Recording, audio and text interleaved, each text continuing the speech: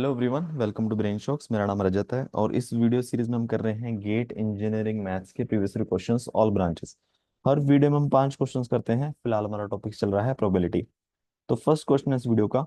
A box containing 20 defective items and 80 non defective items ना, 100 में से 20 डिफेक्टिव, 80 नॉन डिफेक्टिव है। If two items are selected at random without replacement, ठीक है, what will be the probability that both items are defective. ठीक है, तो जो हमारी प्रोबेबिलिटी है,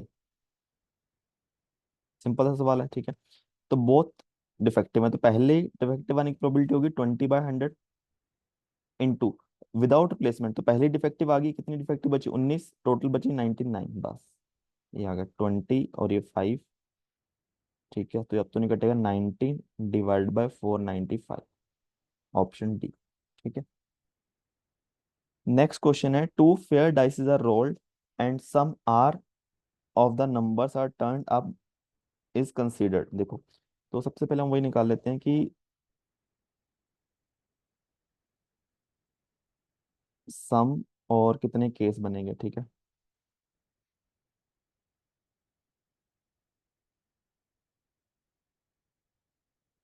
2, 12।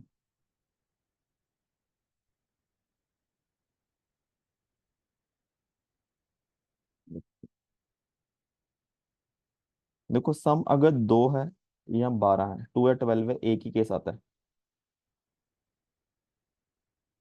एक ही तरीके से आता है ना। 3 और 11 दो तरीके से, 4 और 10 तीन तरीके से, 5 और 9 चार तरीके से, 6 और 7 पांच तरीके से, 8 के लिए 6 वेज हो गए। ठीक है, चलो।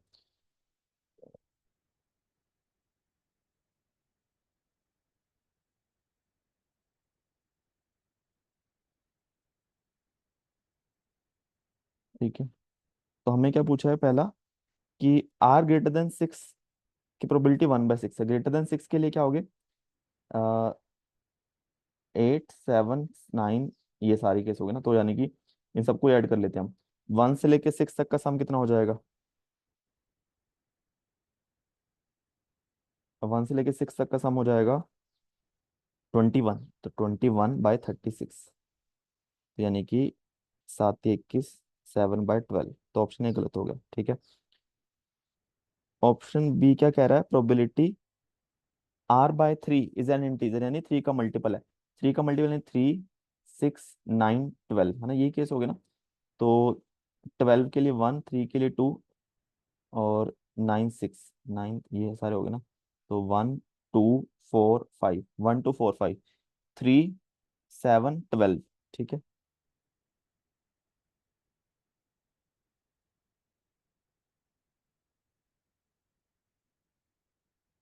12/36, यानी 1/3। तो ये भी गलत हो गया। ठीक है। और फिर क्या है?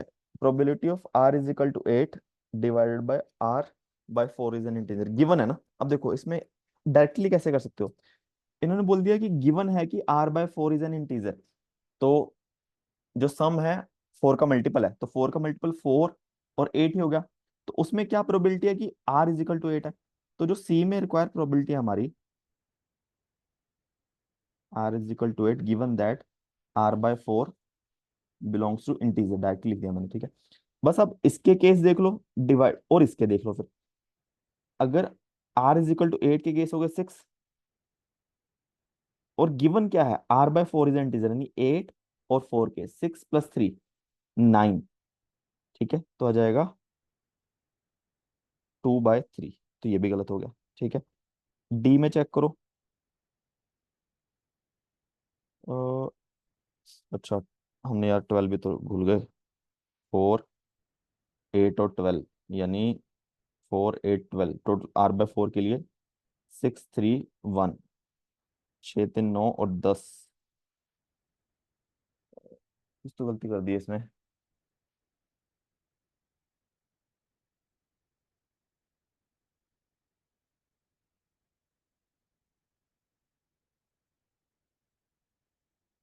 8 के लिए 7 के लिए 6 के, कहीं गलती कर दी हमने टेबल बनाने में। 6 और यहाँ 8 आना था यार, यहाँ 7। ठीक है, ठीक है, तो वही गलती हो गई। इसके लिए बाकी में दिक्कत आएगी क्या? ग्रेटर देन 8 के लिए कोई गलती नहीं है, ठीक है, दोनों के रिप्लेस के दोनों को काउंट करना था। R/3 के लिए 6 9, 3 12 9 6 चाहिए था, उसमें कोई गलती नहीं है, इसमें गलती होगी ना। R/4 के लिए देखो, R/4 के लिए चाहिए हमें ये तीनों, यानी 5 3 8 और एक 9, टोटल 9। और R/8 का हो गया 5। हाँ, तभी ऑप्शन सी आएगा। ठीक है, फिर डी चेक करो। सम 6 आना चाहिए। गिवन क्या है? R/5 is an integer. हमें गिवन है कि R/5 इंटीजर है, यानी या तो 5 है सम, या फिर 10 है। उसमें से क्या प्रोबेबिलिटी है कि सम 6 आ जाए? पॉसिबल ही नहीं है, 0 आना चाहिए यहाँ पे। ठीक है, तो इस तरीके से इसका आएगा ऑप्शन सी। नेक्स्ट क्वेश्चन है, there are 25 calculators in a box, 2 of them are defective, suppose 5 calculators are randomly picked for inspection. ठीक है, each has same chance of being selected, what is the probability that only one of the defective calculator will be included in the inspection? ठीक है, इन्होंने select किए हैं। ऐसा मान लो कि एक बॉक्स में कैलकुलेटर पड़े हैं, आपने एकदम बॉक्स में हाथ डाला, कैलकुलेटर निकालिए 5। ठीक है, ये होगा ना रैंडमली पिक्ड।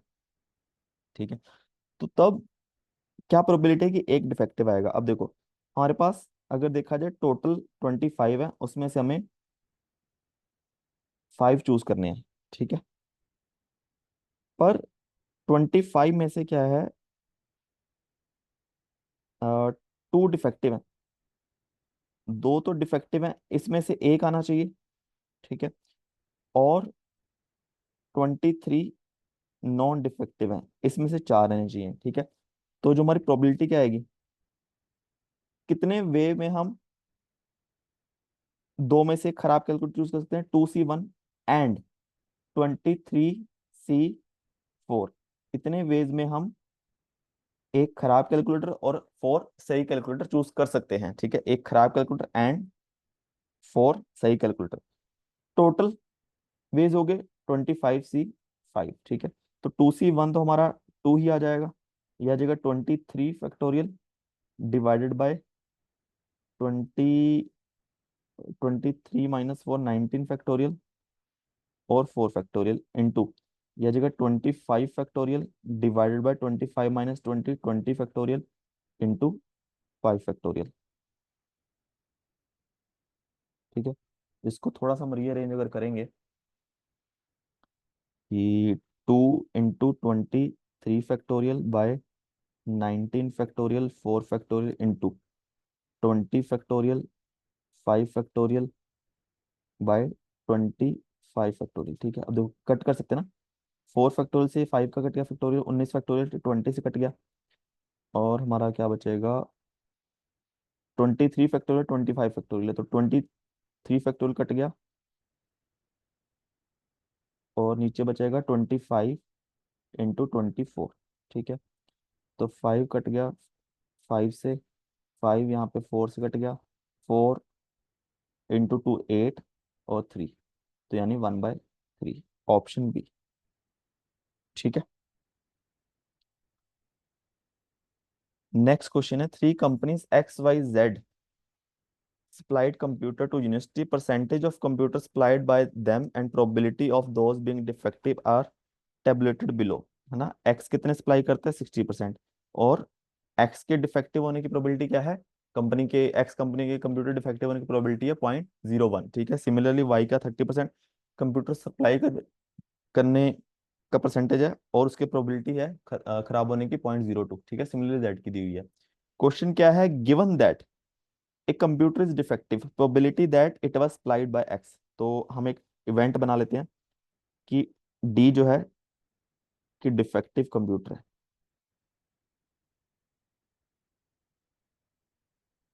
ठीक है, हमें क्या प्रोबेबिलिटी चाहिए? कि प्रोबेबिलिटी है कि गिवन तो है कि डिफेक्टिव आ गया, और क्या प्रोबेबिलिटी कि वाई ने सप्लाई किया। तो अगर ये देखा जाए, ये क्या है? ये probability of defective given that x ने सप्लाई किया। इस तरीके से ना, कि एक्स ने सप्लाई किया, फिर क्या प्रोबेबिलिटी है? ये डिफेक्टिव है। ठीक है,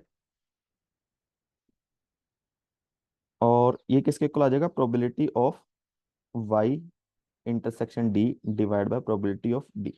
ठीक है, सबसे पहले हम डिफेक्टिव की प्रोबेबिलिटी निकाल देते हैं। देखो डिफेक्टिव आने की प्रोबेबिलिटी कैसे आएगी, डिफेक्टिव कंप्यूटर निकल गया, अब उसमें क्या क्या केस बनता है, एक्स ने सप्लाई किया और उसका कंप्यूटर डिफेक्टिव हुआ, या वाई ने सप्लाई किया उसका कंप्यूटर डिफेक्टिव है, या जेड ने सप्लाई किया उसका कंप्यूटर डिफेक्टिव है। तो एक्स के कंप्यूटर सप्लाई करने की प्रोबेबिलिटी इनटू, तो अगर एक्स ने सप्लाई किया है, गिवन दैट एक्स ने सप्लाई किया है और डिफेक्टिव निकला, वो प्रोबेबिलिटी, ठीक है, प्लस वाई ने सप्लाई किया और वाई ने सप्लाई किया उसके डिफेक्टिव होने की प्रोबेबिलिटी, प्लस जेड ने सप्लाई किया, फिर प्रोबेबिलिटी कंडीशन प्रोबेबिलिटी, जेड ने सप्लाई किया और डिफेक्ट होने की प्रोबेबिलिटी। तो ये सब क्या है, यहां से हमें क्या पता चलेगा, पी एक्स प्रोबेबिलिटी क्या है, ठीक है, उसके कंप्यूटर होने की।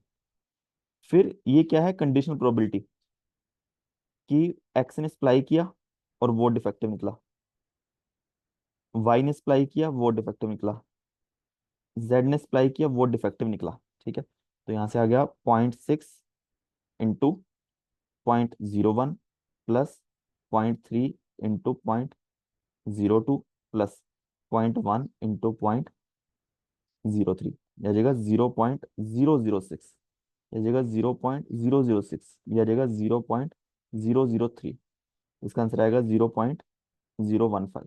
ठीक है, तो ये ओवरऑल किसी भी कंप्यूटर के डिफेक्ट होने की प्रोबेबिलिटी आ गई। ठीक है, और हमें क्या जानना है कि प्रोबेबिलिटी वाई ने ट्रांसफर की सप्लाई किया और डिफेक्टिव होगा तो इन दोनों का प्रोडक्ट, ठीक है, जो कि आ जाएगा 0.006। तो जो हमारी रिक्वायर्ड प्रोबेबिलिटी आ जाएगी वो आएगी 0.006 डिवाइडेड बाय 0.015, तो यानी कि 6/15 और 2/5, यानी कि 0.4, ऑप्शन डी। ठीक है, आप इन दोनों में फर्क समझो। इसका मतलब क्या है कि गिवन है कि वाई ने सप्लाई किया है तो कितनी प्रोबेबिलिटी होगी डिफेक्ट होने की। इसका मतलब क्या है, गिवन है कि डिफेक्टिव निकल गया है, अब क्या प्रोबेबिलिटी है कि वाई ने सप्लाई किया था। ठीक है, नेक्स्ट क्वेश्चन है, a loaded dice has the following probability distribution of occurrence, है ना, प्रोबेबिलिटी जैसे ये बायस्ड डाइस हो गया, देखो ना, अनबायस्ड नहीं है कि सबकी प्रोबेबिलिटी इक्वल है। 1 की प्रोबेबिलिटी 1/4 है, 2 की 1/8 है, 3 की 1/8 है, 4 की 1/8 है, 5 की 1/8 है, 6 की 1/6 है, टोटल मिला के 1 ही आएगा। If 3 identical dice as shown as above are thrown, the probability of occurrence of 1, 5, 6 on the 3 dice is. अब इस क्वेश्चन में क्या है ना, इन्होंने एक यही ऑर्डर में पूछा है। अब बस देखा जाए तो 156 कैसे भी आ सकता है, 156 भी आ सकता है, 165 भी आ सकता है, इन्होंने थोड़ा अच्छे से मेंशन करते तो बेटर रहता। ठीक है, चलो हम तो जिस हिसाब से इन्होंने आंसर दिया उस हिसाब से करते हैं कि प्रोबेबिलिटी जो है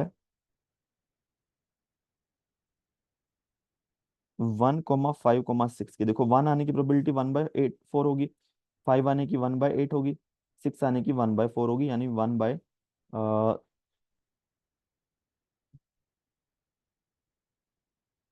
8 चौका 32, चौका 128। ठीक है, फिर ए में देखो बोला कि सेम है अगर 3, 4, 5 आने की, तो 3 की प्रोबेबिलिटी की है 1/3 की 8 है, 4 की 1/8 है, 5 की 1/8 है, तो गलत है ना, तो ज्यादा ही आ जाएगा कुछ 512। ठीक है, तो ये तो गलत हो गया।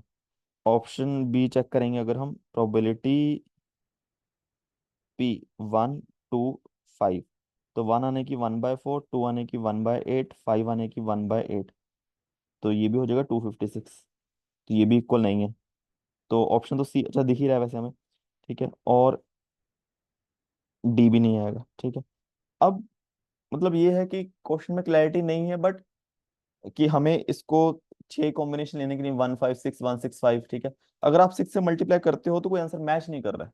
ठीक है, बस हम फिर वही सोच सकते हैं। ठीक है, अगर दोनों आंसर मैच कर रहे हो फिर थोड़ा डिफिकल्ट होता है कि फिर हमें वो केस लेना चाहिए कि 156 आगे वो किसी भी डाइस पे कैसे भी आ सकता है।